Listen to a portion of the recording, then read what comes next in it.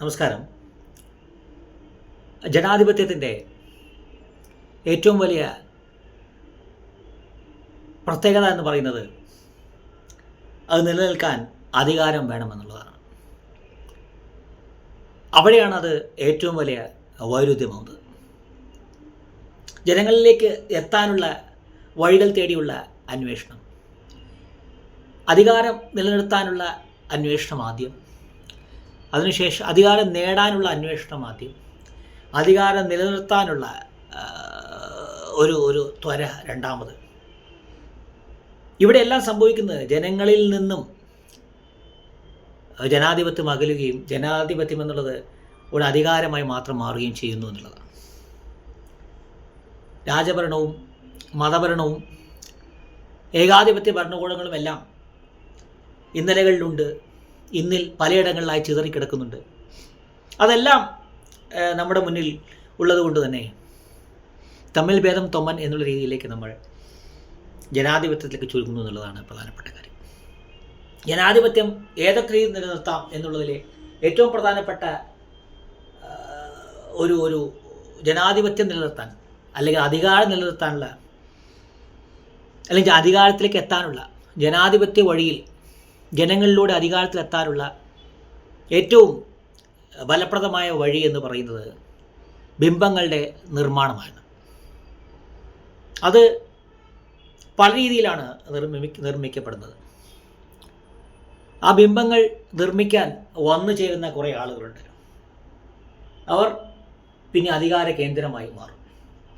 ഇതെല്ലാ കാലത്തും ജനാധിപത്യത്തിലേക്കുള്ള പ്രയാണത്തിനിടയിൽ എല്ലായിടത്തും സംഭവിക്കുന്നതാണ്. ഉപജാപകരായി ആ ഉപജാപകരിലെ ഒരു സംഘം അധികാര കേന്ദ്രമായി മാറുന്നതിന് പലതരം കാഴ്ചകളുണ്ട്. ആ കാഴ്ചകളിൽ നേരത്തെ പറഞ്ഞ ബിംബ നിർമ്മാണങ്ങളുണ്ട്. അവർ നിർമ്മിക്കുന്ന ബിംബം, നേരത്തെ പറഞ്ഞ പോലെ അധികാര കേന്ദ്രങ്ങളാവാൻ വരുന്ന, അധികാരത്തോട് ചേർന്ന് നിൽക്കാൻ താല്പര്യമുള്ളവർ നിർമ്മിച്ചു നൽകുന്ന ബിംബങ്ങളുണ്ട്. അതല്ലാതെ സ്വയം നിർമ്മിക്കുന്ന, എല്ലാ സാധ്യതകളെയും ഉപയോഗിച്ചുകൊണ്ട് സ്വയം നിർമ്മിക്കുന്ന ബിംബങ്ങളുണ്ട്. ഇവയ്ക്കെല്ലാം ഉള്ള ഉദാഹരണങ്ങൾ ലോകമെമ്പാടുമുണ്ട്. അതിൽ ട്രംപും സ്റ്റാലിനും ഇമ്രാൻഖാനും മോഡിയും ഉണ്ട്, മസ്കും അദാനിയും ഉണ്ട്. കേരളത്തിലെ ഇടതുപക്ഷ സാംസ്കാരിക ലോകമുണ്ട്. ഇതെല്ലാം ഒരേ വഴിയിലൂടെ സഞ്ചരിക്കുന്നവരാണ്. ഇവരെല്ലാം അധികാരത്തോട് ചേർന്ന് നിൽക്കുന്നവരാണ്, അധികാരത്തെ ആവശ്യമുള്ളവരാണ്. ട്രംപിൻ്റെ വേദിയിലെത്തുന്ന മസ്കും കേരളത്തിലെ യൂസഫ് അലിയുമെല്ലാം ഒരേ ചിത്രങ്ങളാണ് നൽകുന്നത്. അമേരിക്കയുടെ ഭരണസിരാ കേന്ദ്രങ്ങളിൽ സമൂലമായൊരു മാറ്റം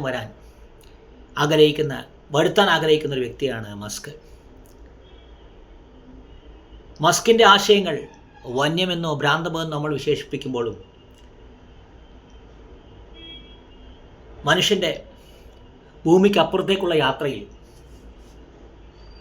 മസ്ക് ഇല്ലാതെ കഴിയില്ല എന്ന രീതിയിലേക്ക് കാര്യങ്ങൾ എത്തുന്നു. ഇതേ സംവിധാനങ്ങൾ കേരളത്തിലും ഉണ്ടാകുന്നു. ബിംബങ്ങൾ നിർമ്മിക്കപ്പെടുന്നു.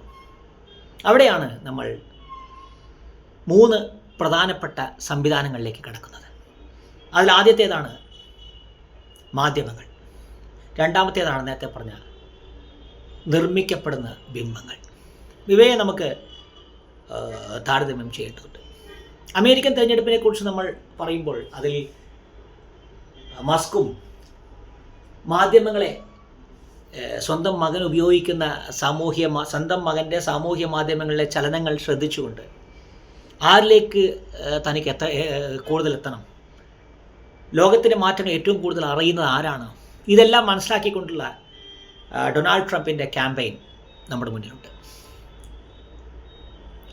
വലിയ പോസ്റ്ററുകളും വീട് കയറിയുള്ള സമ്പർക്കങ്ങളെക്കുറിച്ചുമെല്ലാം സംസാരിക്കുന്ന ഒരു ഘട്ടത്തിൽ ജനങ്ങളോട് നേരിട്ട് ഇടപഴകാതെ തന്നെ ജനങ്ങളുടെ ചലനങ്ങൾ അറിയാൻ കഴിയുന്ന ഒരു സാധ്യതയെക്കുറിച്ചാണ് ട്രംപ് നമ്മളോട് സംസാരിക്കുന്നത്. അവിടെ ലോകത്തെ ഏറ്റവും വലിയ സാമൂഹ്യ മാധ്യമങ്ങളൊന്നിനെ വില കൊടുത്തു വാങ്ങിയ മസ്കുണ്ട്. സാമൂഹ്യ മാധ്യമങ്ങൾ എത്ര നിർണായകമായ ഒരു ശക്തിയാണെന്നാണ് ഇത് തെളിയിക്കുന്നത്. അവിടെയാണ് നമ്മൾ നേരത്തെ പറഞ്ഞ 3 പ്രധാനപ്പെട്ട ഘടകങ്ങളിലേക്ക് കടക്കേണ്ടത്. ഇതിൽ ആദ്യത്തേതാണ് നീതിപീഠം എന്ന് പറയുന്നത്. ലോകത്തെല്ലായിടത്തും അധികാരത്തിലേക്ക് കടന്നു കയറുന്ന ഏകാധിപതികൾ ഈ സംവിധാനങ്ങളെല്ലാം നിയന്ത്രിക്കാൻ ശ്രമിക്കാറുണ്ട്. പാഠ്യപദ്ധതി മുതൽ നിയമസംഹിത വരെയുള്ളവ. അവിടെയാണ് സുപ്രീം കോടതിയിലെ പുതിയൊരു പ്രതിമ അനാച്ഛാദനം ചെയ്തതിനെക്കുറിച്ച് നമ്മൾ അറിയുന്നത്. കണ്ണുകൾ അടച്ചു വെച്ച നീതിദേവത നിഷ്പക്ഷയല്ല, എന്തിനും എല്ലാത്തിനുമുള്ള നിർമ്മമത്വമുള്ള ഒരു ദേവതയാണ് എന്നുള്ള ധാരണയിലേക്ക് നമ്മൾ എത്തിയിട്ട് കാലം കുറയായി. വിചാരണ തടവുകാരുടെ കിടക്കുന്ന കേസുകളുടെ എണ്ണം, വിചാരണ തടവുകാരുടെ എണ്ണം, വർഷങ്ങളോളം നീണ്ടുപോകുന്ന കോടതി വ്യവഹാരങ്ങൾ, സുപ്രീം കോടതി നിയമനങ്ങളിൽ വരെ ഇടപെടുന്ന ഭരണകൂടങ്ങൾ, സുപ്രീം കോടതിയിൽ പോലും വനിതാ പ്രാതിനിധ്യം കുറയുന്നൊരു സാഹചര്യം. ഇങ്ങനെ എല്ലാ രീതിയിലും നീതി എന്ന് പറയുന്നത് എത്രയോ അകലെയാണെന്ന ധാരണയിലേക്ക് നമ്മൾ എത്തുമ്പോഴാണ് കണ്ണു തുറന്നു വെച്ച ഒരു ദേവതയെക്കുറിച്ചുള്ള നീതിദേവതയുടെ പ്രതിമ നമ്മുടെ മുമ്പിലെത്തുന്നത്. അതേ സമയത്ത് തന്നെയാണ് ബുൾഡോസർ രാഷ്ട്രീയത്തിനെതിരായിട്ട് സുപ്രീം കോടതിയുടെ ഒരു വിധി വരുന്നത്.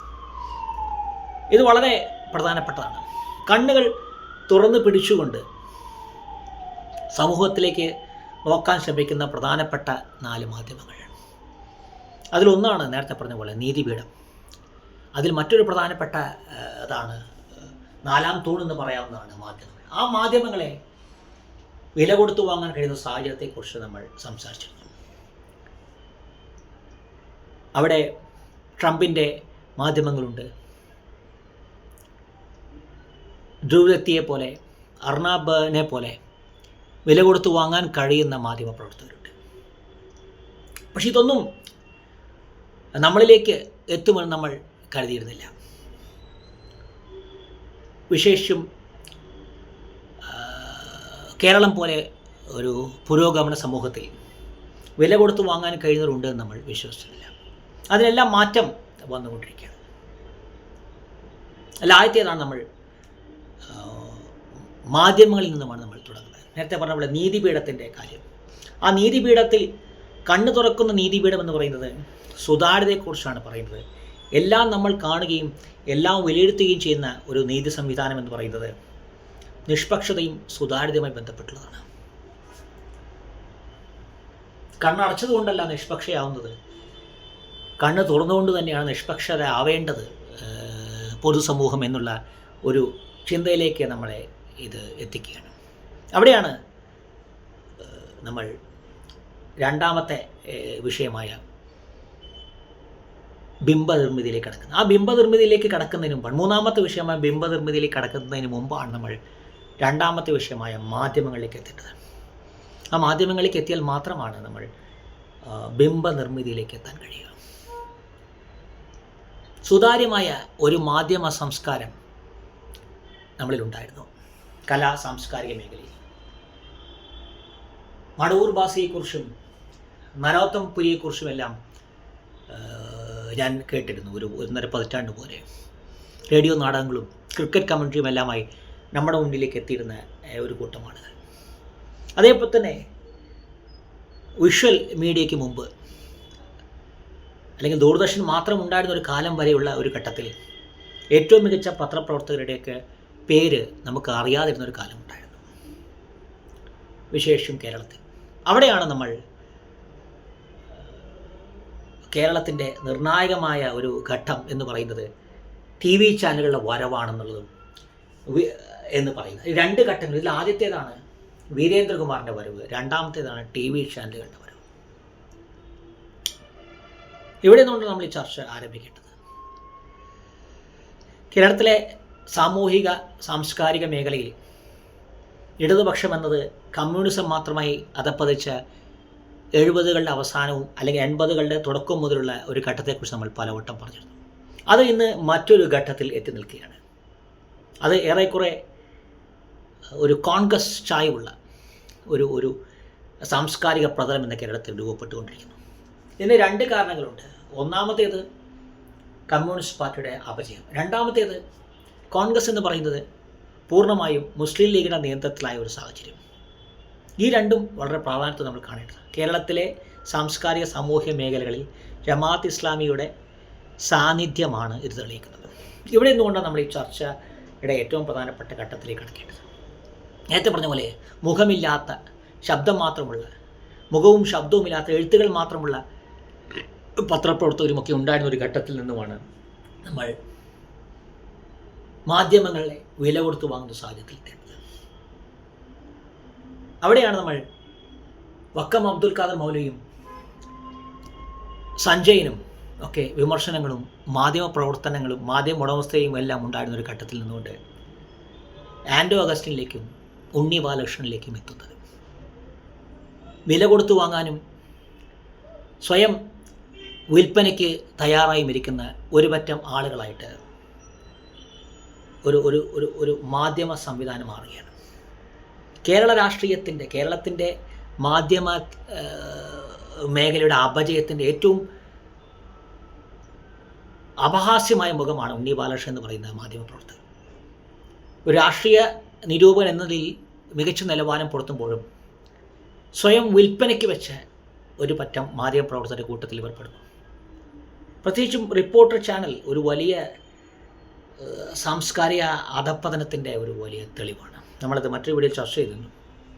അവിടെ നിന്നുകൊണ്ട് നമ്മൾ ഈ ചർച്ചയുടെ 2ാമത്തെ ഘട്ടത്തിലേക്ക് കടക്കുന്നത്. ആ 2ാമത്തെ ഘട്ടത്തിൽ കടക്കുമ്പോൾ നേരത്തെ പറഞ്ഞ കാര്യം, വിഷ്വൽ മീഡിയയിലേക്കുള്ള കേരളത്തിൻ്റെ പ്രയാണത്തിൽ സംഭവിച്ച വളരെ പ്രധാനപ്പെട്ടൊരു കാര്യമാണ് വില കൊടുത്തു വാങ്ങാൻ കഴിയുന്ന സാഹചര്യം. അവിടെയാണ് നമ്മൾ വളരെ പ്രധാനപ്പെട്ട മറ്റൊരു വിഷയം ഇന്ന് കടന്നു വരുന്നത്. TV സീരിയലുകളുടെ നിലവാരത്തെക്കുറിച്ചും കൃത്യമായ സെൻസറിങ് നടത്തിയതിനെക്കുറിച്ചും നമ്മളിത് മറ്റൊരു വീഡിയോയിൽ ചർച്ച ചെയ്തിരുന്നു ഇതേ വിഷയം. ഇന്നത് നിയമപരമായി വേണ്ടതാണ് എന്നുള്ള നിലപാടിലേക്ക് ഒരു ഭരണഘടന സംവിധാനം തന്നെ എത്തുന്നു എന്നുള്ളത് വളരെ ഗൗരവത്തോടെയും വളരെ ആശാവഹമായ ഒരു കാര്യമായിട്ട് നമുക്ക് പറയേണ്ടി വരും. കാരണം ഡോക്യുമെൻ്ററികളും ടെലിഫിലിമുകളും നാടകങ്ങളും എല്ലാം ജനങ്ങളോട് സംവദിച്ചിരുന്ന ഒരു കാലഘട്ടത്തിൽ നിന്നും TV സീരിയലിലേക്കുള്ളൊരു പരിണാമം എന്ന് പറയുന്നത് പ്രത്യേകിച്ചും ചാനലുകളുടെ എണ്ണം കൂടിയൊരു ഘട്ടത്തിൽ കേരളത്തിൻ്റെ മാധ്യമ സംസ്കാരത്തിൻ്റെ അപജയത്തിൻ്റെ ഒരു തെളിവാണ്. കാരണം കൃത്യമായി നിലവാരം പുലർത്തുന്ന സംഭവങ്ങൾ നമ്മൾ നൽകേണ്ടതില്ല എന്നും എങ്ങനെയെങ്കിലുമൊക്കെ തട്ടിക്കൂട്ടിയ തിരക്കഥകളോ കഥകളോ അതുതന്നെ ഈ തിരക്കഥയോ കഥയോ ഇല്ലാതെ തന്നെ ജനങ്ങൾക്ക് മുമ്പിൽ നമുക്ക് കാര്യങ്ങൾ നൽകാമെന്നുള്ള ധാരണയിലേക്ക് പുരോഗമന ചിന്താഗതിയുള്ള ഒരു സമൂഹത്തിന് മുമ്പിലേക്ക് ഇത്തരം വിഭവങ്ങൾ നമുക്ക് എടുത്ത് കൊടുക്കാം എന്നുള്ള ധാരണയിലേക്ക് ഒരു പറ്റം ആളുകൾ എത്തുന്നുള്ളത് വളരെ ആശങ്കയോടെ നമ്മൾ നോക്കിക്കാണേണ്ടതാണ്. കാരണം മനോരമയിലെ മംഗളത്തിലെയും പൈങ്കിളി നോവൽ നമ്മൾ മുമ്പ് വീഡിയോയിൽ ചർച്ച ചെയ്യുന്നു. പൈങ്കിളി നോവൽ എന്ന് പറയുമ്പോഴും കഥകൾക്ക് ഉന്നത നിലവാരമില്ല എന്നതിൽ കവിഞ്ഞ് അവയെല്ലാം കൃത്യമായ ഒരു ഒരു ഒരു സർഗാത്മകമായ ഒരു അധ്വാനത്തിന് ശേഷം പിറന്നവയാണ്. എന്നാൽ ഇത് നേരെ തിരിച്ചാണ്. നേരത്തെ പറഞ്ഞ ആൻഡോ അഗസ്റ്റിനെയും ഉണ്ണി ബാലകൃഷ്ണനെയും പറഞ്ഞ പോലെ പണമുള്ള ആർക്കും ചെയ്യാവുന്ന ഒന്നായി മാറുന്ന ഒരു ഘട്ടത്തിൽ കല അവിടെ വ്യഭിചരിക്കപ്പെടുകയാണ്. അവിടെയാണ് നമ്മൾ നിർണായകമായ ഒരു ഘട്ടത്തിൽ കിടക്കുന്നത്. നേരത്തെ പറഞ്ഞ മടവൂർ ബാസിയുടെ റേഡിയോ നാടകങ്ങളെക്കുറിച്ചും നരോത്തം പുരിയുടെ ക്രിക്കറ്റ് കമൻറ്ററിയെക്കുറിച്ചും എല്ലാം കേട്ട ഒരു ഇന്നലയിൽ നിന്നുമാണ് നമ്മൾ ഇതിലേക്ക് നമ്മൾ എത്തേണ്ടത്. അവിടെ സംഭവിച്ചത് എന്താണ്? നമുക്ക് ഈ പറയുന്ന ആളുകളെ ആരും നമുക്ക് വ്യക്തിപരമായിട്ട് അറിയില്ലെങ്കിൽ പോലും നമ്മൾ അവരെക്കുറിച്ച് സംസാരിച്ചിരുന്നു. ഇതിൽ പലരുടെയും മുഖം എനിക്കിന്നും അറിയില്ല.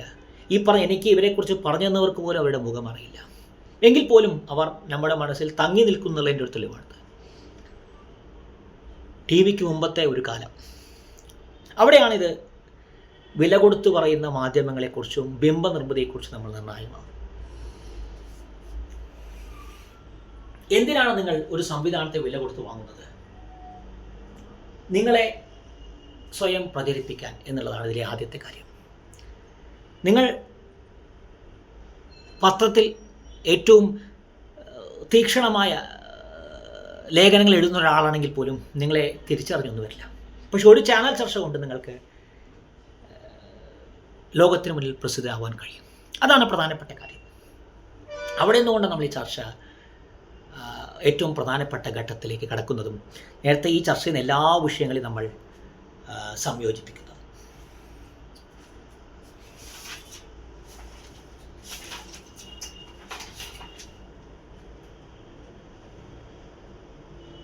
കാരണം വിവർത്തനം, നിരൂപണം, വിമർശനം, ഇത് ഒരു സാംസ്കാരിക സർഗാത്മക പുരോഗമന സമൂഹത്തിൻ്റെ അടയാളമാണ്. ഈ മൂന്ന് പ്രവൃത്തിയും ഒന്ന് എന്ന് തന്നെ നമുക്ക് വേണമെങ്കിൽ പറയാം. ഇത് മൂന്നും ചെയ്യുന്നവർക്ക് വലിയ സ്ഥാനമുണ്ടായിരുന്ന ഒരു സമൂഹമാണ് കേരളത്തിലെ എന്ന് നമ്മൾ മുമ്പ് ഒരു വീഡിയോയിൽ പറഞ്ഞിരുന്നു. ആ സ്ഥാനം ഇന്ന് കേരളത്തിലില്ല. ഇത് മൂന്നും ഒരു കലയായിട്ട് തന്നെ കരുതുന്ന ഒരു സാഹചര്യം ഇന്ന് കേരളത്തിലില്ല എന്നുള്ളതാണ് വളരെ പ്രധാനപ്പെട്ട കാര്യം. അവിടെ നിന്നുകൊണ്ടാണ് നമ്മൾ നേരത്തെ പറഞ്ഞ സെൻസറിങ്ങിലേക്ക് കിടക്കേണ്ടത്. TV ചാനലുകൾ എന്തുകൊണ്ട് സെൻസറിങ് നടക്കുന്നില്ല എന്ന് പറഞ്ഞാൽ, സെൻസറിങ് എന്ന് പറയുന്നത് ഒരു തരത്തിൽ പറഞ്ഞാൽ വിലയിരുത്തലാണ്. അത് തന്നെയാണ് നിരൂപണവും വിമർശനവും വിവർത്തനവുമെല്ലാം. മറ്റൊരു ഭാഷയിലേക്ക്, മറ്റൊരു സംസ്കാരത്തെ നമ്മൾ പരിചയപ്പെടുകയാണ് വിവർത്തനത്തിലൂടെയെങ്കിൽ കൃത്യമായ നമുക്ക് വായിച്ചു മനസ്സിലാക്കാൻ കഴിയാത്ത തട്ടുകൾ, തലങ്ങൾ ഒരു സൃഷ്ടിക്ക് ഉണ്ട് എന്നുള്ളത് നമ്മൾ തിരിച്ചറിയുന്നത് നിരൂപണത്തിലൂടെയും വിമർശനത്തിലൂടെയും.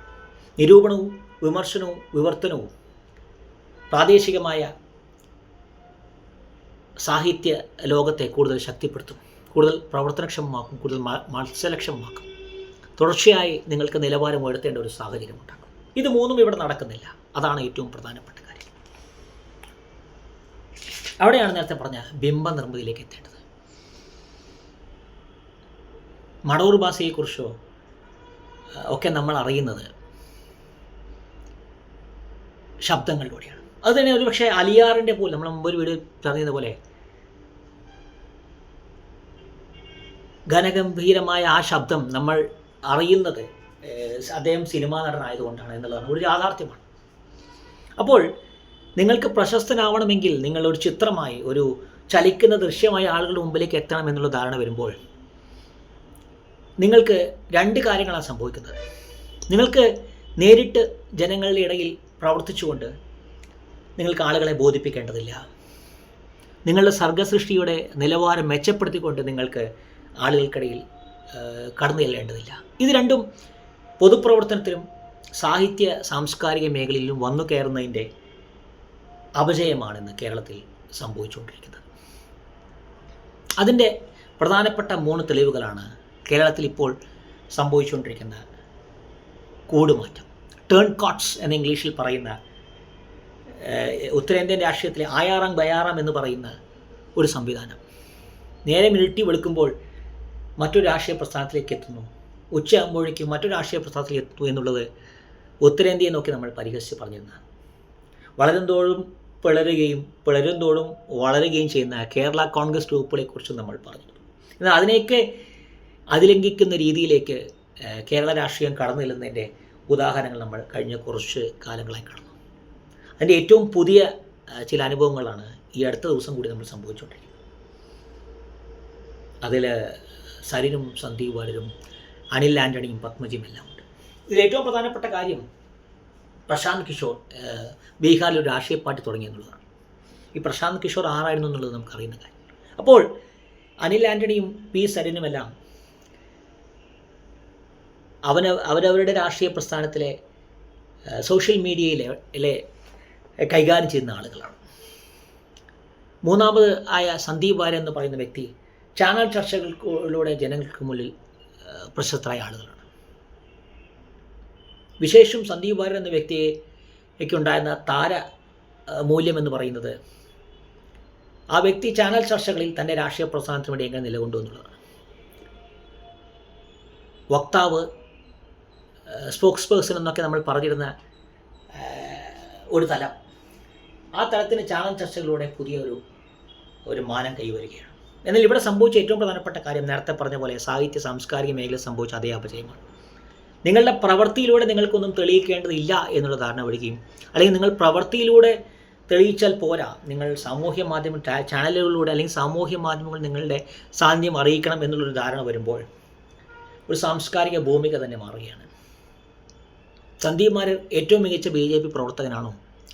BJPക്ക് വേണ്ടി ഏറ്റവും നന്നായി പ്രവർത്തിക്കുന്ന ഒരാളാണോ? BJP നൽകിയ സേവനങ്ങൾ എന്തൊക്കെയാണ്? അനിൽ ആൻ്റണി കോൺഗ്രസിലെ അവിഭാജ്യ ഘടകമായിരുന്നു. ഇതെല്ലാം നമ്മൾ ചർച്ച ചെയ്യുന്നതിന് മുമ്പ്, അല്ലെങ്കിൽ ചർച്ച ചെയ്യാൻ താല്പര്യം കാണിക്കാൻ നമ്മൾ കാണുന്നത് ചാനൽ ചർച്ചകളിലൂടെ അവർ ഒരു പുതിയ വ്യക്തിത്വം രൂപപ്പെടുത്തുന്നതാണ്. പേരറിയാത്ത ഒരുപാട് തൻ്റെ രാഷ്ട്രീയ പ്രസ്ഥാനത്തിന് വേണ്ടി തൻ്റെ പേര് നാലുപേർ അറിയണമെന്ന് പോലും താല്പര്യമില്ലാതെ പ്രവർത്തിക്കുന്ന ഒരു പറ്റം ആളുകൾ. അവർ പൊതുപ്രവർത്തകരെന്നൊന്നും പറയാൻ പറ്റില്ല, തങ്ങളുടെ പാർട്ടിയോട് മാത്രം കൂടുതൽ ആളുകൾ. പക്ഷേ അവർക്കില്ലാത്ത ഒരു സ്ഥാനം മറ്റു ചിലർ കൈവരുന്ന ഒരു സാഹചര്യം നമ്മൾ കാണുന്നുണ്ട്. അപ്പോൾ ഇവിടെ യഥാർത്ഥത്തിൽ സംഭവിക്കുന്നത് രാഷ്ട്രീയമായി രാഷ്ട്രീയ മേഖലയിലും സാംസ്കാരിക മേഖലയിലും നിങ്ങളുടെ സ്ഥാനം ഉറപ്പിക്കാൻ നിങ്ങൾക്ക് പ്രത്യേകിച്ച് എന്തെങ്കിലും ആശയപരമായ നിലപാടുകൾ ആവശ്യമില്ല. തുടർച്ചയായി സംസാരിച്ചു കൊണ്ടിരിക്കുന്നതിലൂടെ നിങ്ങൾക്കതിന് കഴിയുമെന്നുള്ളതിന് ഒരുപാട് തെളിവുകളുണ്ട്. അവിടെയാണ് നേരത്തെ പറഞ്ഞ കേരളത്തിൻ്റെ സാംസ്കാരിക മേഖലയെക്കുറിച്ച് നമ്മൾ പറയുന്നത്. സുനിൽ പീലേടവും സച്ചിദാനന്ദനും സക്കറിയും KN കുഞ്ഞഹമ്മദും MA ബേബിയുമെല്ലാം രാഷ്ട്രീയ ബുദ്ധിജീവികളും സാഹിത്യകാരന്മാരും എല്ലാമായിട്ട് മാറുന്ന ഒരു സവിശേഷത സാഹചര്യം ഉണ്ടായത് അധികാരത്തോട് ചേർന്ന് നിന്നുകൊണ്ടാണ്. അവർ സ്വയം നിർമ്മിച്ച ചില ബിംബങ്ങൾ ഉള്ളതുകൊണ്ടാണ്. ചില വിഷയങ്ങളിലെ പ്രതികരണങ്ങളിലൂടെ, അതിവൈകാരികമായ ചില പ്രതികരണങ്ങളിലൂടെ അവരിങ്ങനെ ഒരു പ്രത്യേക തലത്തിൽ നിൽക്കുകയാണ്. ഇതുതന്നെയാണ് നേരത്തെ പറഞ്ഞ രാഷ്ട്രീയക്കാരിലും ഉണ്ടാകുന്നത്. ഇതെങ്ങനെ സംഭവിക്കുന്നു? ഇതിൽ ആദ്യത്തേത്, ഇവർക്ക് ഈ വഴി ലഭിക്കുന്നത് മാധ്യമങ്ങളിലൂടെയാണ്, ദൃശ്യമാധ്യമങ്ങളിലൂടെയാണ്. ഇതാണ് ഏറ്റവും പ്രധാനപ്പെട്ട കാരണം. ദൃശ്യമാധ്യമങ്ങൾക്ക് ഒരു മുഖമുണ്ട് എന്നുള്ളതാണ് പ്രധാനപ്പെട്ട കാര്യം. അവിടെയാണ് നേരത്തെ പറഞ്ഞ ഗൂഗിളിൻ്റെ വാർത്തകൾ ഉപയോഗിക്കുമ്പോൾ ഗൂഗിൾ നൽകേണ്ട പണത്തെക്കുറിച്ചും മാധ്യമ ഉത്തരവാദിത്വത്തെക്കുറിച്ചുമെല്ലാം വിദേശ രാജ്യം, ഓസ്ട്രേലിയ അടക്കമുള്ള രാജ്യങ്ങൾ ചർച്ച ചെയ്യുന്ന സാഹചര്യം ഉണ്ടായത്. വാർത്തകളും അവയിലെ ഉത്തരവാദിത്വവും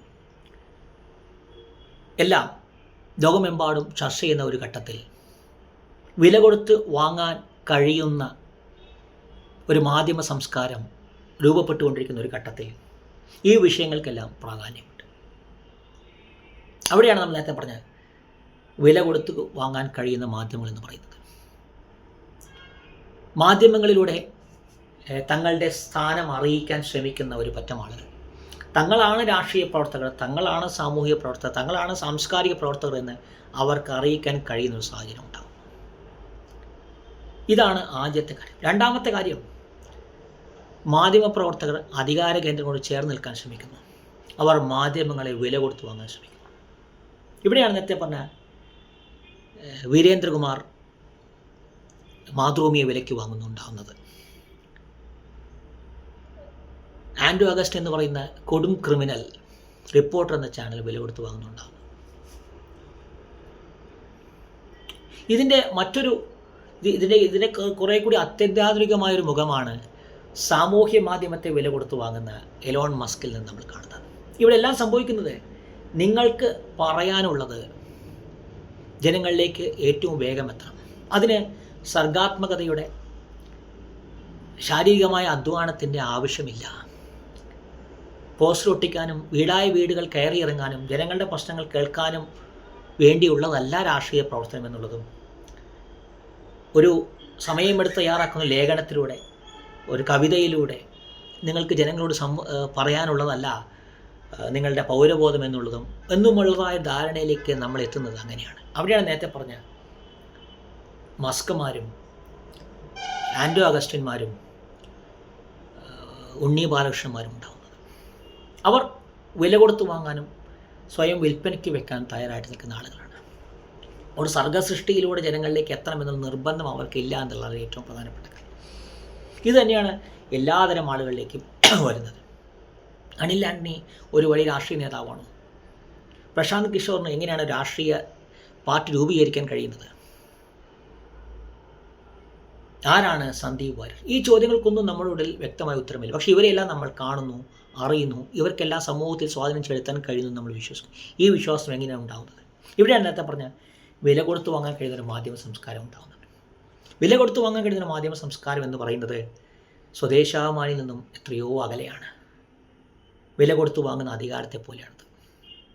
മാധ്യമങ്ങളെ വില കൊടുത്തു വാങ്ങണം കേരളത്തിൽ നിന്ന് ആദ്യമായി തെളിയിച്ചത് വീരേന്ദ്രകുമാർ ആകുമ്പോൾ ദൃശ്യമാധ്യമങ്ങളുടെ വരവോടെ അത് ആദ്യം തെളിയിക്കുന്നത് ആൻഡ്രൂ അഗസ്റ്റിനാണ്.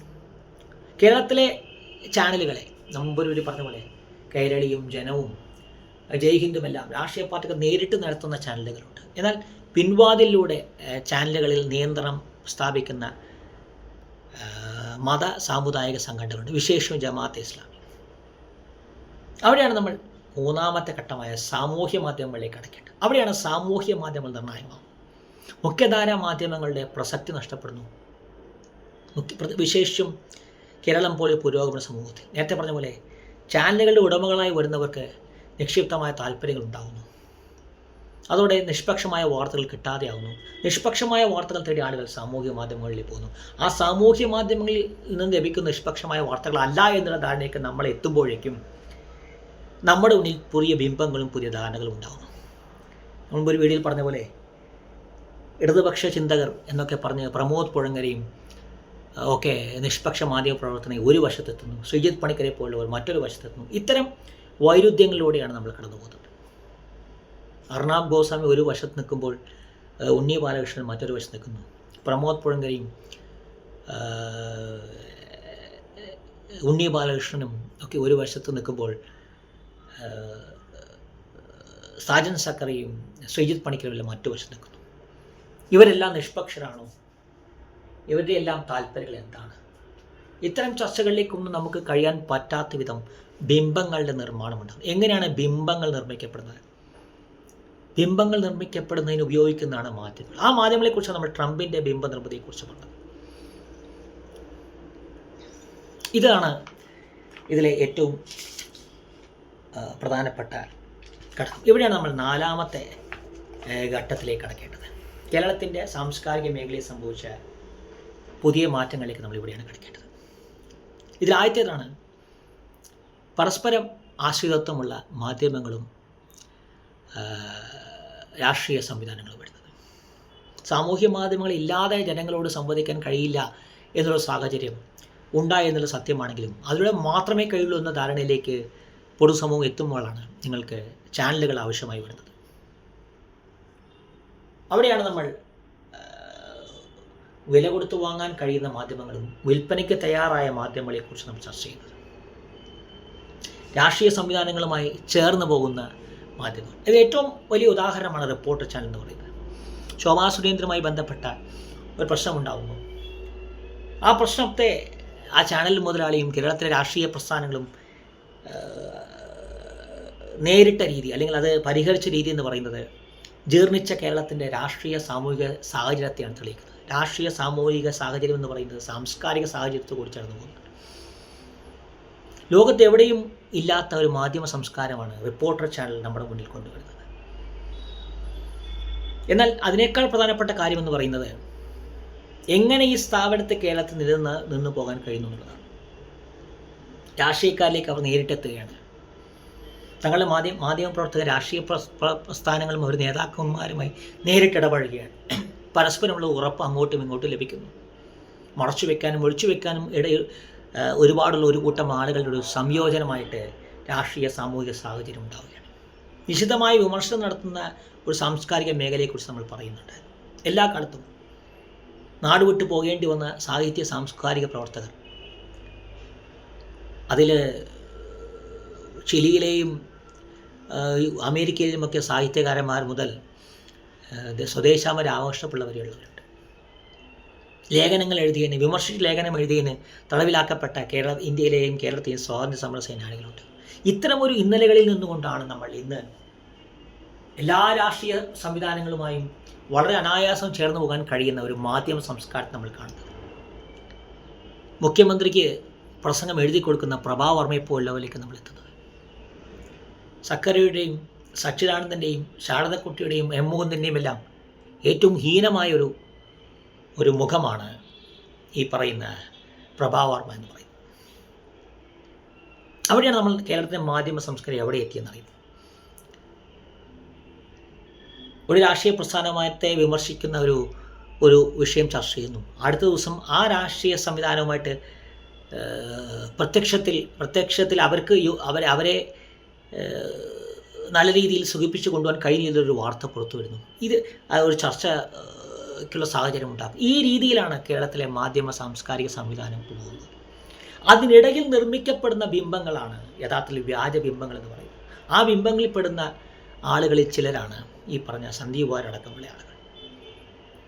അവർ രാഷ്ട്രീയ നേതാക്കളാണ് എന്നുള്ള ധാരണയിലേക്ക് പൊതുസമൂഹം എത്തുന്നു. സാമൂഹ്യ മാധ്യമങ്ങളിലൂടെ അവരുടെ പ്രവൃത്തികളാണ് ശരിയെന്നാണ് കേരളം എത്തുന്നത്. അത് ചർച്ചയാവും. എവിടെയാണ് നമ്മൾ ചർച്ചയുടെ ഏറ്റവും പ്രധാനപ്പെട്ട ഘട്ടത്തിലേക്ക് കിടക്കുന്നത്? നേരത്തെ പറഞ്ഞ പ്രധാനപ്പെട്ട ഘട്ടം എന്ന് പറയുന്നത് കേരളത്തിൻ്റെ സാംസ്കാരിക മേഖല വന്ന പുതിയ മാറ്റമാണ്. കോൺഗ്രസ് പ്രസ്ഥാനത്തോട് ചായ്വ് കാണിക്കേണ്ട സാഹചര്യം ഉണ്ടാകുന്നു. കോൺഗ്രസ് പൂർണ്ണമായും മുസ്ലിം ലീഗിൻ്റെ നിയന്ത്രണത്തിൽ വരുന്നു. കോൺഗ്രസിലേക്ക് ഇസ്ലാമിക ഭീകരവാദ പ്രസ്ഥാനങ്ങൾ വലിയ രീതിയിൽ ശക്തി ഉപയോഗിച്ച് നിയന്ത്രണം ഏറ്റെടുക്കും. ഈ സാഹചര്യത്തിൽ പുതിയൊരു സാംസ്കാരിക പ്രതലം രൂപപ്പെടുന്നത് നമ്മൾ കാണുന്നു.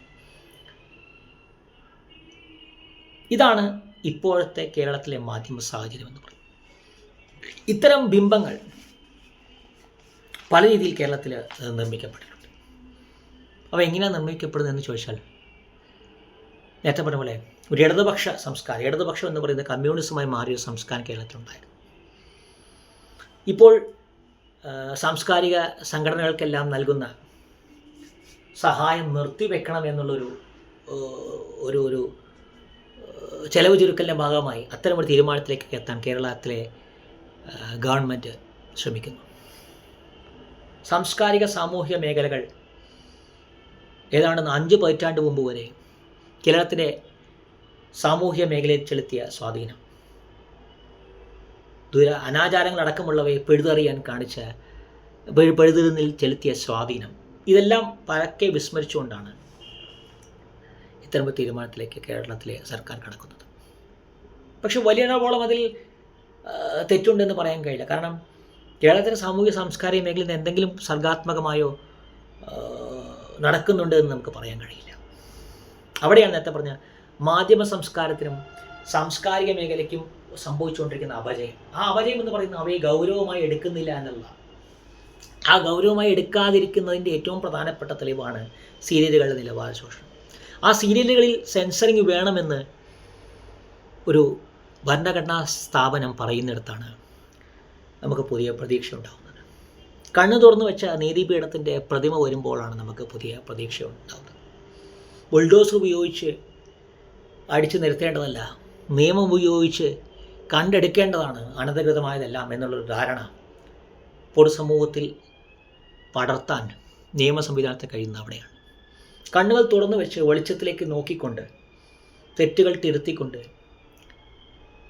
കൃത്യമായ ഓഡിറ്റിംഗ് നടത്തിക്കൊണ്ട് പോകേണ്ടതാണ് കലയും സംസ്കാരവും നിയമവും എല്ലാം എന്നുള്ള 2 സൂക്ഷ്മമായ ചിത്രങ്ങളാണ് ഇത് നൽകുന്നത്. കേരളം പോലെ വീരാരാധനയില്ലാത്ത സമൂഹത്തിൽ ബിംബങ്ങൾ നിർമ്മിക്കപ്പെടുന്നു എന്നുള്ള വേദനിപ്പിക്കുന്ന കാഴ്ചയിലൂടെ നമ്മൾ കടന്നു പോകാൻ തുടങ്ങിയിട്ട് കുറച്ചു കാലമായിട്ടുള്ളൂ. അതിലൊന്നാമത്തേതാണ് മോഹൻലാലിൻ്റെയും മമ്മൂട്ടിയുടെയും സുരേഷ് ഗോപിയുടെയും നിസ്സംഗത എന്ന് പറയുന്നത്. ദിലീപിൻ്റെ നടിയെ ആക്രമിച്ച് കേസടക്കമുള്ളവയിൽ അവർ പുറത്തെ നിസ്സംഗത എന്ന് പറയുന്നത് വലിയ രീതിയിൽ നമ്മൾ അസ്വസ്ഥ ഉണ്ടാകുന്നതാണ്. എന്തുകൊണ്ട് അവർ മിണ്ടാതിരിക്കുന്നു, എന്തുകൊണ്ട് അവർ പ്രതികരിക്കുന്നില്ല എന്നുള്ള ചോദ്യങ്ങളൊക്കെ നമ്മുടെ മുന്നിൽ ഉയരുമ്പോഴാണ് നമ്മുടെ മുന്നിൽ ബിംബങ്ങൾ നിർമ്മിക്കപ്പെട്ടുകൊണ്ടിരിക്കുന്നു എന്ന് നമ്മൾ അറിയുന്നത്. ആ ബിംബങ്ങൾ അവയുടെ മൂർധന്യത്തിലെത്തുന്നതാണ്. തങ്ങൾ സ്വയം വളരെ പ്രധാനപ്പെട്ടവരാണെന്ന് ചിന്തിച്ചുകൊണ്ട് സാമൂഹ്യ മാധ്യമങ്ങളിലൂടെ താരങ്ങളാകുന്ന ഒരുപറ്റം ആളുകൾ തങ്ങൾ നടത്തുന്ന രാഷ്ട്രീയ പ്രവർത്തനവും സാമൂഹ്യ പ്രവർത്തനമാണെന്ന് പറഞ്ഞുകൊണ്ട് പൊതുസമൂഹത്തിലേക്ക് എത്തുന്നത്. അവിടെയാണ് നേരത്തെ പറഞ്ഞ മാധ്യമ സാംസ്കാരിക ജീർണതയിലേക്ക് നമ്മൾ എത്തുന്നത്. കേരളത്തിൽ ബിംബ നിർമ്മാണം ഉണ്ടായിരുന്നെന്ന് ചോദിച്ചാൽ 2 പ്രധാനപ്പെട്ട ബിംബങ്ങളുടെ നിർമ്മാണമാണ് കേരളത്തിൽ. അതിൽ ഒന്നാണ് നായനാട്, രണ്ടാമത്തേതാണ് പാണക്കാട് കുടുംബം എന്ന് പറയുന്നത്. ഇത് രണ്ട് നമ്മൾ മറ്റൊരു വീഡിയോ ചർച്ച ചെയ്തു.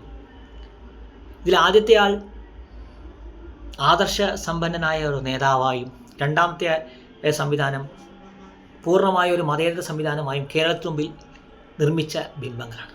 ഈ രണ്ട് ബിംബങ്ങളും പൊളിച്ചെഴുതേണ്ട ആവശ്യകതയിലേക്കാണ് നമ്മൾ കടക്കുന്നത്. എന്തുകൊണ്ട് പൊളിച്ചെഴുതുന്നില്ല എന്ന് ചോദിച്ചാൽ ഈ മാധ്യമ സംസ്കാരം അവയോട് ചേർന്ന് പോകുന്നു എന്നുള്ളതുകൊണ്ടാണ്.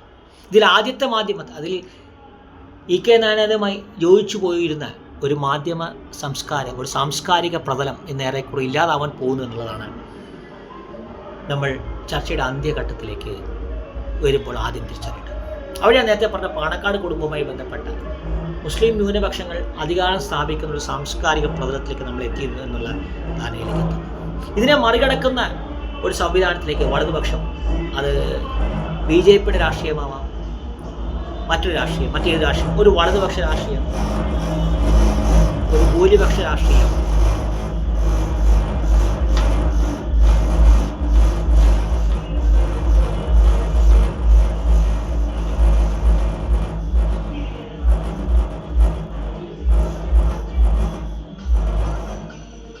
അവിടെ നേരത്തെ പറഞ്ഞ ഒരു ഭൂരിപക്ഷ രാഷ്ട്രീയം അവിടെയാണ് സ്വാഭാവികമായി കടന്നത്. മാധ്യമ മേഖലയിലൂടെ, സാംസ്കാരിക മേഖലയുടെ അധികാരം സ്ഥാപിക്കുന്നുണ്ട് ഒരു സംവിധാനം കേരളത്തിലുണ്ടാകുന്നത്. കമ്മ്യൂണിസ്റ്റ് പ്രസ്ഥാനത്തിൽ നിന്നും കോൺഗ്രസിലേക്ക് പോകാൻ പോകുന്ന, അതായത് മുസ്ലിം ലീഗിലേക്ക് പോകാൻ പോകുന്ന ഒരു സാംസ്കാരിക പ്രതലം ഇന്ന് കേരളത്തിലുണ്ട്, മാധ്യമ ലോകത്തുണ്ട്. അതിനെ നേരിടാൻ വലതുപക്ഷം എന്ന് പറയുന്ന, ഇന്ത്യയിലെ വലതുപക്ഷം എന്ന് പറയുന്ന ഭൂരിപക്ഷ രാഷ്ട്രീയം, ഹിന്ദുത്വ രാഷ്ട്രീയം അതിലേക്ക് കടന്നു ചേരുമോ എന്നുള്ളതാണ് നമ്മളിനി കാണേണ്ടത്. അവിടെയാണ് നേരത്തെ പറഞ്ഞ ബിംബനിർമ്മിതി പ്രധാനപ്പെട്ടത്. ബിംബനിർമ്മിതിയുടെ പല തലങ്ങൾ നമ്മൾ കണ്ടുകൊണ്ടിരിക്കുന്നുണ്ട്. ഇപ്പോൾ കേരളത്തിലെ സിനിമാ നടന്മാരായ ദുൽഖർ സൽമാനും വിനീത് ശ്രീനിവാസനുമൊക്കെ തമിഴ് തെലുങ്ക് സിനിമകളിൽ അവസരങ്ങൾക്ക് വേണ്ടി താൻ ഏറ്റവും ആരാധിക്കുന്ന വ്യക്തി തമിഴ് നടൻ അജിത്താണെന്നും തെലുങ്കിലെ ചില നടന്മാരാണെന്നൊക്കെ പറയും നമ്മൾ കാണുന്നുണ്ട്. അപ്പോൾ ഒരു പ്രീണന മാധ്യമ സംവിധാനം അവരിതിൽ ഉപയോഗിക്കുന്നുണ്ട്. അവരുടെ സാമൂഹ്യ മാധ്യമങ്ങളിലൂടെ, അവരുടെ പൊതു ഇടങ്ങളുടെ ഇടപെടലുകളിലൂടെ ചില പ്രത്യേക രീതിയിൽ ജീവിക്കുന്നവരാണ് കലാകാരന്മാർ എന്നുള്ളൊരു ധാരണ നമ്മളിലുണ്ട്. മുമ്പൊരിടത്ത് നമ്മൾ വായിച്ചിട്ടുണ്ട്, അരവിന്ദൻ, മരിച്ചുപോയ സംവിധായകൻ അരവിന്ദൻ പറഞ്ഞ പോലെ അല്പം സോഫിസ്റ്റിക്കേറ്റഡ് ആയിട്ടുള്ള രീതിയിൽ നിങ്ങൾ ജീവിക്കണമെന്ന് MT വാസുദേവൻ നായർ തന്നോട് പറഞ്ഞിരുന്നെന്ന് അരവിന്ദൻ ഒരു ഘട്ടത്തിൽ പറഞ്ഞിരുന്നു. അപ്പോൾ ബുദ്ധിജീവികൾ എന്ന് പറയുന്ന ഒരു കൂട്ടം ആളുകൾ ഇന്ന രീതിയിൽ നടക്കണമെന്നൊക്കെയുള്ള ധാരണ പൂർണ്ണമായും മാറിക്കൊണ്ട് അമിത വിനയവും നിർമ്മമത്വവും പ്രശസ്തിയോടും അധികാരത്തോടും താല്പര്യമില്ലാത്ത ഒരു ശരീരചലനങ്ങളുമെല്ലാം ഉള്ള ഒരാളായി പൊതുസമൂഹത്തിന് മുന്നിൽ പ്രത്യക്ഷപ്പെടുന്ന ധാരണ ആദ്യമായിട്ടുണ്ടാക്കിയത് കേരളത്തിൽ ഇപ്പോൾ ഈ ആധുനിക കാലത്ത് ഏറ്റവും ശക്തമായി ഉണ്ടാക്കിയത് അജിത്താണെന്ന് പറയാൻ കഴിയും. ഒരുപക്ഷെ ഇംഗ്ലീഷ് സിനിമാ നടൻ ജോർജ് ക്ലൂണിയോട് ചേർന്ന് പോകുന്ന രീതി.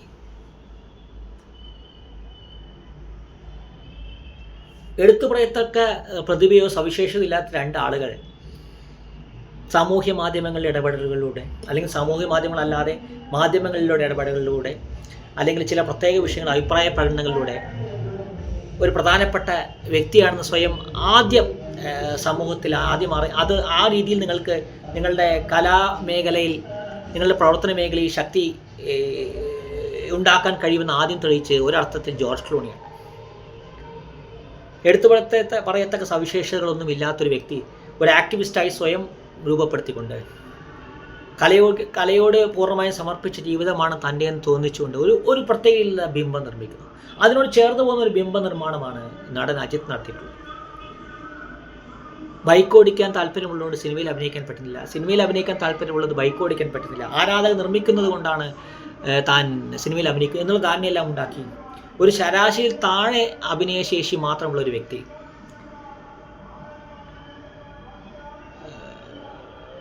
ഒറ്റയ്ക്ക് വെട്ടിത്തെളിച്ച് വന്ന ആളാണെന്നുള്ള ധാരണ ഉണ്ടാക്കിക്കൊണ്ട്, കാരണം തമിഴ് ഇൻഡസ്ട്രിയിലൊക്കെ പല ആളുകളും പ്രൊഡ്യൂസർമാരെയും നടന്മാരെയൊക്കെ മക്കളായി വന്നതുകൊണ്ടാണ് താൻ അങ്ങനെയല്ല എന്നുള്ള ധാരണ ഉണ്ടാക്കിക്കൊണ്ട് പൊതുസമൂഹത്തിലെത്തുന്നു. തനിക്ക് പ്രശസ്തിയോട് താല്പര്യമില്ല എന്ന് തോന്നിപ്പിച്ചുകൊണ്ട് ശരീരചലനങ്ങളിൽ വരെ കൃത്യമായ ഇടപെടലുകൾ നടത്തുന്നു. ഒരു കെയർഫുൾ കെയർലെസ്നെസ് എന്നൊക്കെ ഇംഗ്ലീഷിൽ പറയുന്ന രീതിയിൽ പൊതുയിടങ്ങളിൽ തീർത്തും അനായാസം എന്ന് തോന്നലുളവാക്കുന്ന രീതിയിൽ വളരെ അതിഭാവുകത്വം നിറഞ്ഞ ഇടപെടലുകൾ നടത്തുന്നു. ശരീരഭാഷയിൽ, നടത്തത്തിൽ, പെരുമാറ്റത്തിലെല്ലാം താൻ ജനങ്ങളിൽ ഒരാളാണെന്ന് തോന്നിക്കുന്നു, താൻ അഭിനയിക്കുന്ന ജനങ്ങൾക്ക് വേണ്ടിയാണെന്നും താൻ പണത്തിന് വേണ്ടിയല്ല എന്നുള്ള ധാരണയുണ്ട്. ഇത്തരം ഒരു ബിംബ നിർമ്മാണം സിനിമാ മേഖല ആദ്യമായി തുടങ്ങിയത് അജിത്താണെന്ന് നമുക്ക് പറയാൻ കഴിയും. ഇത്തരം ബിംബങ്ങൾ നിർമ്മിക്കാൻ എങ്ങനെ നമുക്ക് കഴിയുന്നു എന്ന് ചോദിച്ചാൽ അതാണ് പ്രധാനപ്പെട്ടത്. അതിനാണ് കോടികൾ ചിലവഴിക്കുന്ന PR സംവിധാനം ഉണ്ടാകുന്നത്.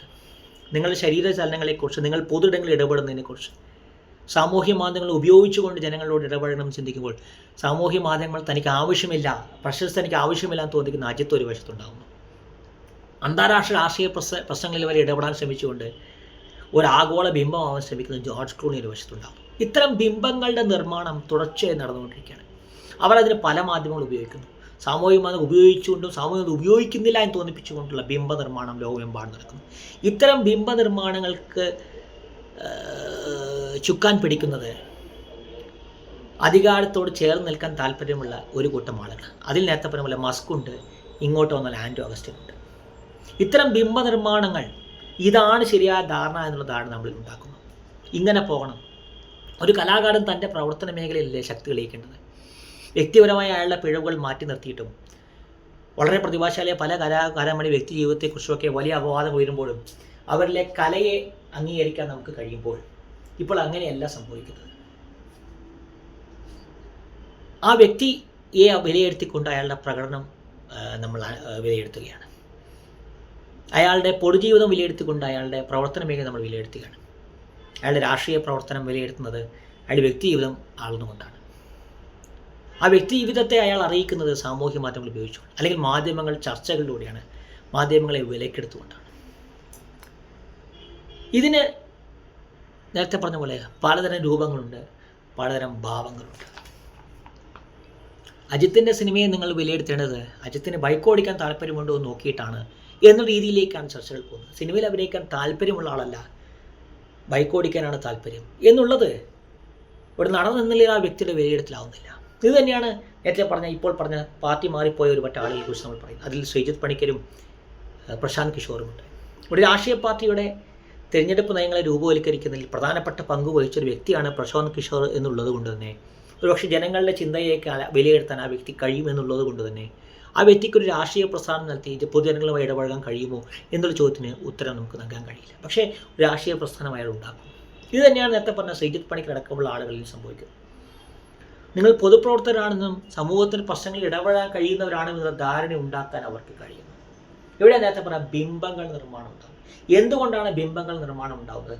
കൃത്യമായ വിലയിരുത്തലുകളും സെൻസറിംഗ് ഒന്നും ഇല്ലാത്ത സാംസ്കാരിക മേഖല ഉള്ളതുകൊണ്ട്. ഇതാണ് പ്രധാനപ്പെട്ട കാര്യം. അവിടെയാണ് നേരത്തെ പറഞ്ഞ വിവർത്തനങ്ങളും നിരൂപണങ്ങളും വിമർശനങ്ങളും ഉണ്ടായിരുന്ന ഒരു കേരളത്തെക്കുറിച്ച് അവിടെയാണ് നമ്മൾ സംസാരിക്കേണ്ടത്. അവിടെ നേരത്തെ പറഞ്ഞ സഞ്ജയനുണ്ട്, കുട്ടികൃഷ്ണമാരാരുണ്ട്, കുഞ്ഞുണ്ണി മാഷുണ്ട്, MC ഉണ്ട്, കോഴിക്കോടനുണ്ട്. മാധ്യമ മൂലാളിമായ വക്കം അബ്ദുൽ ഖാദർ മൗലവി പോലുള്ളവരുണ്ട്, സ്വദേശാമ രാമകൃഷ്ണപ്പള്ളി പോലുള്ളവരുണ്ട്, പത്രപ്രവർത്തകരായിരുന്ന സ്വാതന്ത്ര്യ സമര സേനാനികളുണ്ട്. ആ സംവിധാനമാണ് കേരളത്തിലേക്ക് മാറുന്നത്. അധികാരത്തോട് കലഹിച്ചുകൊണ്ട് പുരസ്കാരങ്ങൾ വേണ്ടെന്നും സ്ഥാനമാനങ്ങൾ വേണ്ടെന്നും പറഞ്ഞ സാംസ്കാരിക പ്രവർത്തനമുണ്ട്. നാടുവിട്ടു പോകേണ്ടി വന്ന സൽമാൻ റുഷ്ദിയെ പോലെയുള്ളവരുണ്ട്. അവയിൽ നിന്നെല്ലാം മാറി പരസ്പരം ചേർന്ന് പോകുന്ന, പരസ്പരം അപ്രിയമെന്ന് തോന്നുന്ന കാര്യങ്ങൾ പരമാവധി ഒഴിവാക്കാൻ ശ്രമിക്കുന്ന, അപ്രിയമായ കാര്യങ്ങൾ പറഞ്ഞാൽ മണിക്കൂറുകൾക്കുള്ളിൽ, ദിവസങ്ങൾക്കുള്ളിൽ, ആഴ്ചകൾക്കുള്ളിൽ അവയെല്ലാം പറഞ്ഞു തീർക്കുന്ന രാഷ്ട്രീയ സാംസ്കാരിക മേഖലകളുണ്ട്. ഇവ രണ്ടും പരസ്പരം വിമർശിക്കേണ്ടതാണ് എന്നുള്ള പൊതുധാരണയാണ് ഇവിടെ ഇല്ലാതാവുന്നത്. അവിടെയാണ് നേരത്തെ പറഞ്ഞ പ്രധാനപ്പെട്ട ചില വിഷയങ്ങളിലേക്ക് എത്തുന്നത്. എന്തിനെയാണ് മാധ്യമങ്ങൾ, എങ്ങനെയാണ് മാധ്യമങ്ങൾ നോക്കിക്കാണുന്നത്, എങ്ങനെയാണ് നമ്മൾ മാധ്യമങ്ങൾ നോക്കിക്കാണുന്നത് എന്നുള്ളതാണ് പ്രധാനപ്പെട്ട കാര്യം. ശില്പകലയുണ്ട്, ചിത്രകലയുണ്ട്,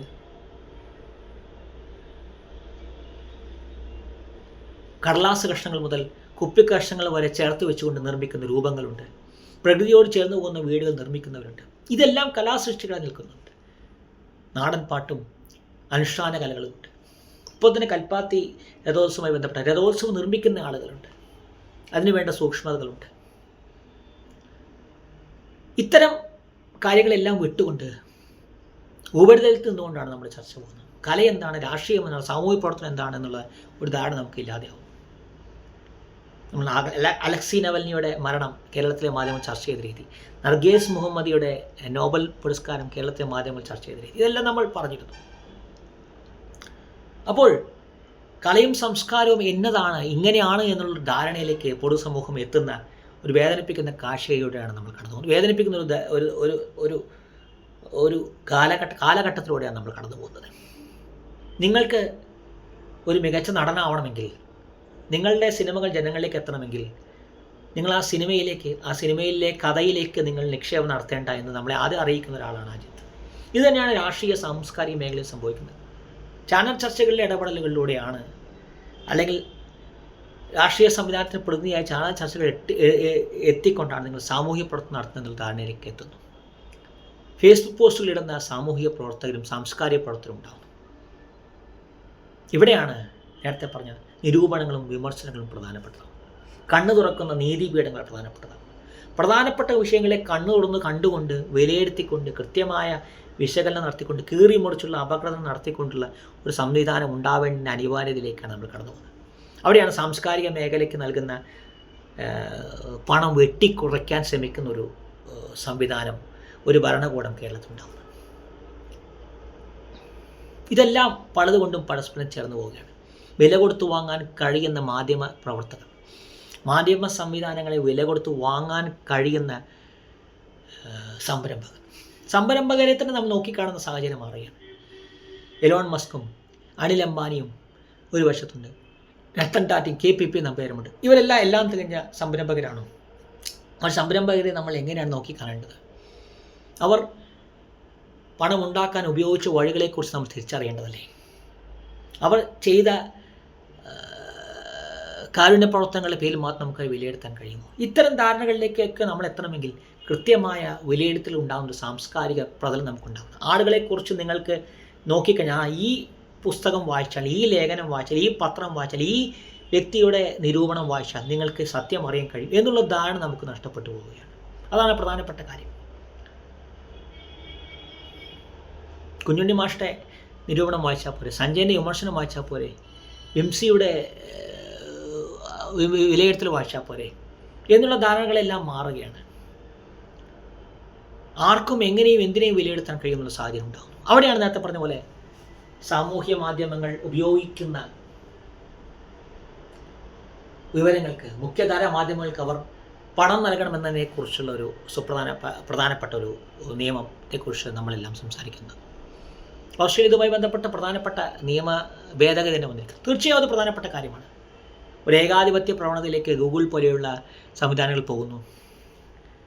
പണവും സമയവും മനസ്സും ശരീരവും ഉപയോഗിച്ച് വാർത്തകൾ പെറുക്കിയെടുക്കുന്നവർ ആരുമല്ലാതായി പോകുന്നു. ആ രീതികൾക്ക് മാറ്റം ഉണ്ടാവണം. പക്ഷേ ആ വാർത്തകൾ പെറുക്കിയെടുക്കുന്നവർ ആർക്കു വേണ്ടിയാണെന്ന് പെറുക്കിയെടുക്കുന്നതെന്നുള്ളതും പരതിയെടുക്കുന്നതെന്നുള്ളതും ആരോടാണ് സംസാരിക്കുന്നതും പ്രധാനപ്പെട്ട കാര്യമാണ്. ആത്മസംതൃപ്തിക്ക് വേണ്ടി തിരഞ്ഞു പിടിച്ചുകൊണ്ട് സമൂഹത്തോട് പറയാൻ വേണ്ടി അത് തിരഞ്ഞു പിടിക്കുന്ന ഒരു മാധ്യമ സംവിധാനം ഉണ്ടെങ്കിൽ മാത്രമാണ് ഇത്തരം നിയമങ്ങൾക്കെല്ലാം, അല്ലെങ്കിൽ ഇത്തരം ഇടപെടലുകൾക്കെല്ലാം പ്രാധാന്യമുണ്ടാകുന്നത്. വില കൊടുത്തു വാങ്ങുന്ന മാധ്യമ സംവിധാനത്തിൽ ഇതിനൊന്നും ഒരു പ്രസക്തിയുമില്ല. ബിംബങ്ങളെ നിർമ്മിക്കുന്ന മാധ്യമങ്ങൾ, ബിംബങ്ങൾ നിർമ്മിക്കാൻ വേണ്ടി മാധ്യമങ്ങൾ ഉപയോഗിക്കുന്നവർ, ആരാണ് സാംസ്കാരിക പ്രവർത്തകൻ, എന്താണ് സാംസ്കാരിക പ്രവർത്തനം, എന്താണ് രാഷ്ട്രീയ പ്രവർത്തനം എന്ന് നമുക്ക് തിരിച്ചറിയാൻ പറ്റാത്ത രീതിയിലേക്ക് കാര്യങ്ങൾ പോകുന്നു. വിലയിരുത്തലുകളും നിരൂപണങ്ങളും വിവർത്തനങ്ങളും ഏറ്റക്കുറിച്ചിലുകളും ഒന്നുമില്ലാത്ത ഒരു പ്രതലം ഉണ്ടാകുന്നു. നിഷ്പക്ഷമായ വഴി തേടി മുഖ്യധാര മാധ്യമങ്ങളെ ഉപേക്ഷിച്ചുകൊണ്ട് സാമൂഹ്യ മാധ്യമങ്ങളിലേക്ക് ജനങ്ങൾ കടക്കുന്നു. അവിടെ നിങ്ങളിലേക്ക് എത്തുന്ന എന്താണ്, ഏതാണ്, ആരാണ് എന്നറിയാത്തൊരു സാഹചര്യം ഉണ്ടാകും. ഒരു മലവെള്ളപ്പാച്ചിൽ പോലെ നമ്മുടെ മുമ്പിലേക്ക് പല ചിത്രങ്ങൾ വന്നെത്തുന്നു. പൂർണ്ണമായി ഇവയെല്ലാം തിരസ്കരിച്ചുകൊണ്ട് രാഷ്ട്രീയത്തോടും സാഹിത്യത്തോടും സാംസ്കാരിക മേഖലയോടും വിരക്തി തോന്നുന്ന രീതിയിലേക്ക് പൊതുസമൂഹം എത്തുന്നു. അങ്ങനെ എത്തുന്ന പൊതുസമൂഹമാണ് കുറയുന്ന വോട്ടിംഗ് ശതമാനമായിട്ട് നമ്മൾ കാണുന്നത്. അവിടെയാണ് മതവും അന്ധവിശ്വാസങ്ങളും പിടിമുറുക്കുന്നത്. കൃത്യമായ ഓഡിറ്റിംഗ് നടക്കാത്ത ഒരു മേഖല ഉണ്ടാകും. അവിടെയാണ് ജനങ്ങൾക്ക് പ്രധാനപ്പെട്ട വിഷയങ്ങൾ ചർച്ച ചെയ്യേണ്ട എന്ന തീരുമാനമെടുക്കാൻ മാധ്യമങ്ങൾക്കും രാഷ്ട്രീയ പ്രവർത്തകർക്കും കഴിയുന്നത്. ഒരു തിരഞ്ഞെടുപ്പ് നടക്കുമ്പോൾ ആ നാട് നേരിടുന്ന ഏറ്റവും പ്രധാനപ്പെട്ട വിഷയങ്ങൾക്ക് പകരം എന്തെങ്കിലും ഒരു വിഷയം ജനങ്ങൾക്ക് നൽകുക, ജനങ്ങൾ ചർച്ച ചെയ്യുന്ന ധാരണയിലേക്ക് രാഷ്ട്രീയ സാംസ്കാരിക മേഖല എത്തുന്നതിന് പിന്നിൽ ഇത്തരമൊരു അപജയം സംഭവിച്ച, വിരക്തി വന്ന, ചുറ്റുപാടുകളോട് വിരക്തി വന്ന, ഇനി ഞാൻ പ്രതികരിക്കുന്നില്ല തീരുമാനമെടുത്ത ഒരു പൗരസമൂഹം ഉണ്ടാകുന്നത്. ഇതിനെ നമ്മൾ ഗൗരവത്തോടെ കാണേണ്ടിയിരിക്കുന്നു. വിൽപ്പനയ്ക്ക് വച്ചതല്ല ജനാധിപത്യം എന്ന് നമ്മൾ തെളിയിക്കേണ്ടിയിരിക്കുന്നു. അവിടെയാണ് കണ്ണു തുറക്കാൻ തീരുമാനിച്ച നീതിദേവത നമ്മുടെ മുന്നിലെത്തുന്നത്. ആൻഡോ അഗസ്റ്റിനും ഉണ്ണി ബാലകൃഷ്ണനുമെല്ലാം നമ്മുടെ മുന്നിലുള്ളപ്പോൾ വളരെ വേദനയോടെ നമ്മൾ അറിയുന്നു, ഇതാണ് ഇന്നത്തെ കേരളം, ഇങ്ങനെ ആയിരുന്നില്ല ഇന്നത്തെ കേരളം എന്നത്. നമ്മളും കണ്ണ് തുറന്നേ തീരും.